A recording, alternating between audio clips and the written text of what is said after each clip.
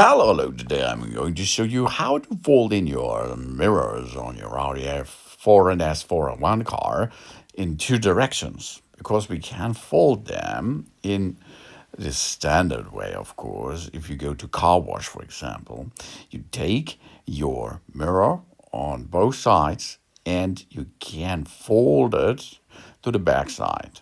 This is the standard way to fold in your mirrors while you are going to car wash or while you're parking in the city or something else. If you're done with that, here this direction. But if you fold it in the direction of the other side, this is a safety thing.